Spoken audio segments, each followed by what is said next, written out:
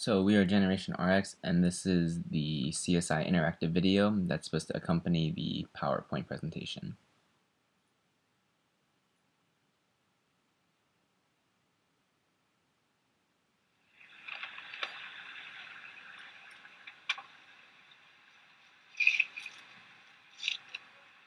Thanks.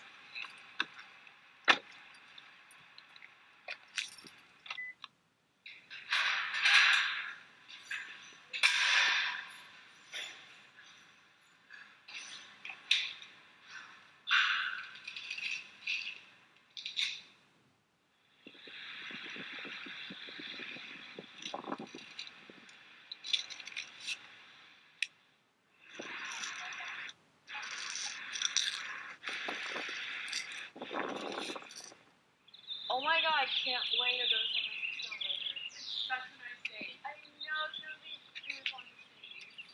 What are we gonna wear? We're gonna go on like Oh my god, Jeremy! Are you okay? Are you okay? Jeremy!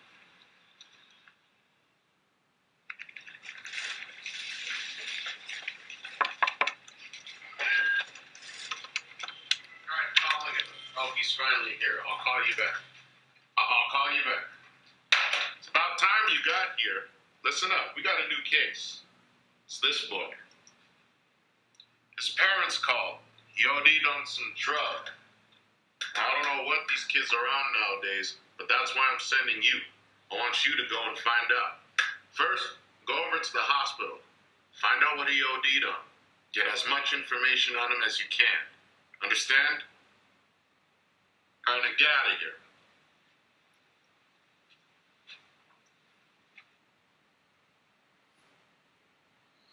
Okay, so what did we learn from this scenario? We learned that there was a boy named Jeremy, and he overdosed on some unknown drug while he was walking with his friends.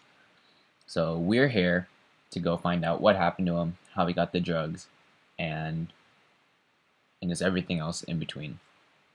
So let's first check out the emergency room or the hospital where he was taken to. So who do you guys want to talk to first? We can either talk to the doctor or the pharmacist first. Okay, let's go ahead and talk to the doctor and see what the doctor has to say about Jeremy. Oh, you here for Jeremy? I don't know much time, but I'll tell you what I know so far. The boy overdosed on hydrocodone, which is also known as Vicodin. It's usually prescribed for pain. We're currently treating him right now. But you might want to ask the pharmacist. Maybe he gave him too high of a dose or something. I'll let you know if I find out anything, and I'll give you a call.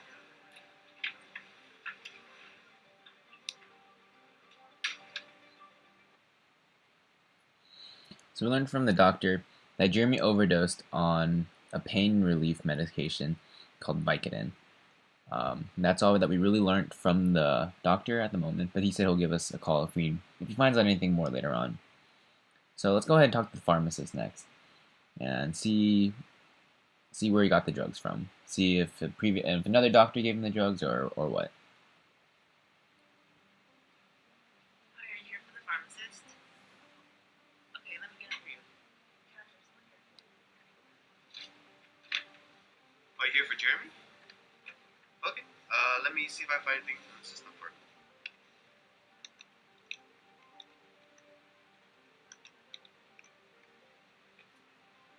Did you say he overdosed on Vicodin? Well, nothing's showing up on the system for him, so wherever he got it from is not from us.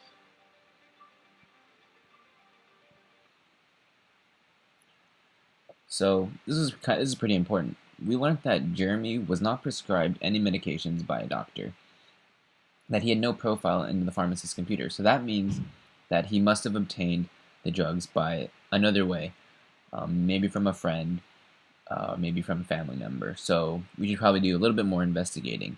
Like we said before, that you should only take medications that are prescribed to you by your doctor. So let's go ahead and check out the school that he goes to, and let's see if we can learn anything from the people there. So we can interview two people at his school. We can interview the teacher or Jeremy's friends that were with him when he passed out. Let's talk to his friends first. Jeremy kept passing in and out when we were walking with him. Yeah, and he was really, really slow. When I look at his eyes, his pupils were really slow. And when we were shaking him, his skin was really cold and clammy. I'm not really sure what else, but you can talk to his best friend Jose. He knows him really well. So we learned from his friends that Jeremy had classical signs of overdose for prescription medications, especially in relation to Vicodin. Jeremy showed things such as trouble staying awake, slowed breathing, skin that's cold to the touch, as well as pinpoint pupils.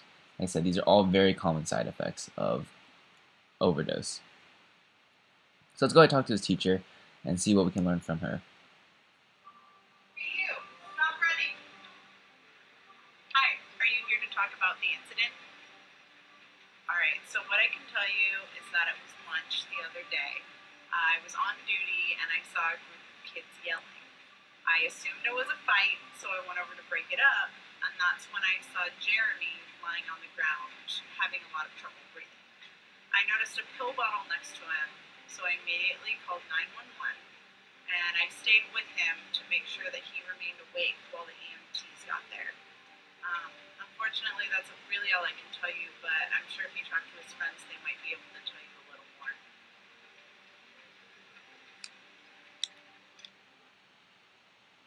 Alright.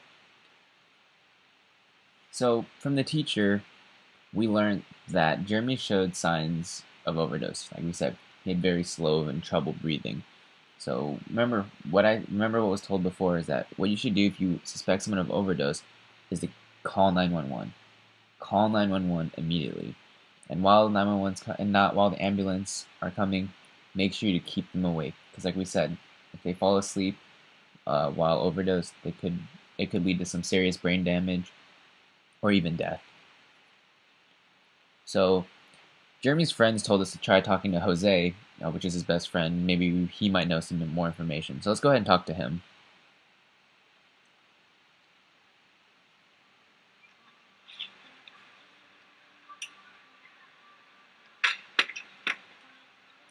Yeah, I know Jeremy. He's a buddy of mine. Yeah, I did give him those drugs. He was in a really crappy mood lately. I thought it would help. But I didn't think he would take the whole bottle. I got the drugs from a team captain. I sprained my ankle the other day, and we had a big game coming up against our rival school.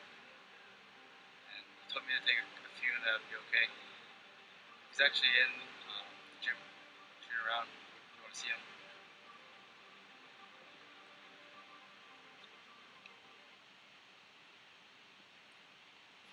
So Anthony's best friend Jose was the one that gave, or so Jeremy's best friend Jose was the one that gave him the drugs. And the reason why he gave him the drugs was because Jeremy was in a bad mood and he thought that these drugs would make him feel better. And Jose said that he didn't think that Jeremy would take the whole bottle and overdose. And Jose actually said that he got the drugs from his basketball team captain, because Jose sprained his ankle and the team captain didn't want him to be out for the big game versus the rival school. So maybe we can trace back to where the drug actually originated from by talking to Anthony, by talking to the team captain Anthony. So let's talk to him and interview him and see if we can find out where that drug actually came from.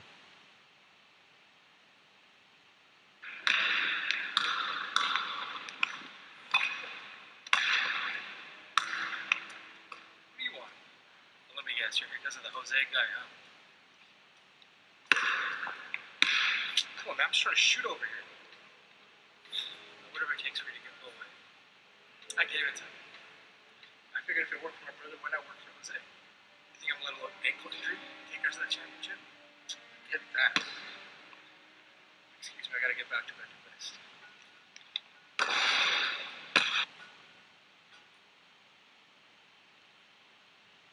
So we learned that Anthony, the team captain, was the one that gave the drugs to Jose because of a little ankle pain, as he described it.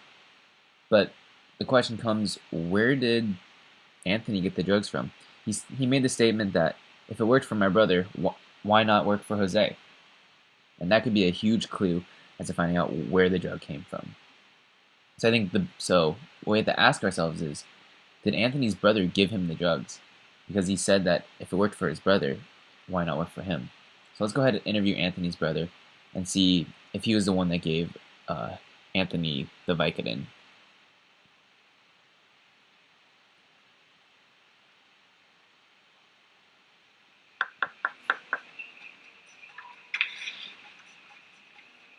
Hello? You here to talk about my meds? Alright, come on in. Vicodin? Yeah, I think I have some left over from basketball accident I got into last year. I didn't use all of it, so let me take a look to see if I still have some left.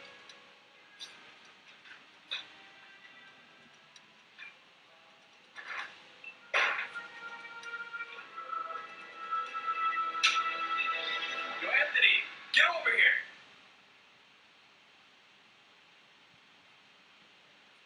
So we learned that Jason, Anthony's brother, was prescribed Vicodin by his doctor for a basketball injury that he sustained. And we learned that Jason had no knowledge of his medication missing, and he had no knowledge that Anthony took it. So let's put everything that we learned together. So we learned that Jeremy was a student who overdosed on Vicodin. And how did he get it? He got it from his best friend Jose because he was feeling a little down. Now, Jose received the drugs from his basketball team captain, Anthony, who took it from his brother's medicine cabinet without his knowledge. So, what did we learn from this whole scenario? Well, we learned that abusers of prescription drugs oftentimes get their drugs from family members or friends and not from like a drug dealer. We learned that common signs of overdose are trouble staying awake, slowed breathing, pinpoint pupils, and skin that's cold to the touch. We also learned that if you suspect someone who has overdosed on a prescription drug, it's important to call 911 and to make sure that they stay awake as the ambulance is coming. And remember, medications that can be beneficial to one person can be harmful or even deadly to another, as seen in this scenario. And it's important to never share your medications with anyone else. And it's important to properly dispose of your unused medications. As we said before, dispose of them in things that are undesirable, like cat litter or coffee grinds, someplace or in something that people would not want to look through to get to these medications. And lastly, it's important to store your medications in a secure and safe location. Now, this whole scenario could have been completely avoided if Jason originally stored that Vicodin in like a locked medicine cabinet or some kind of locked drawer. And that concludes our CSI interactive portion. If you have any questions, feel free to ask.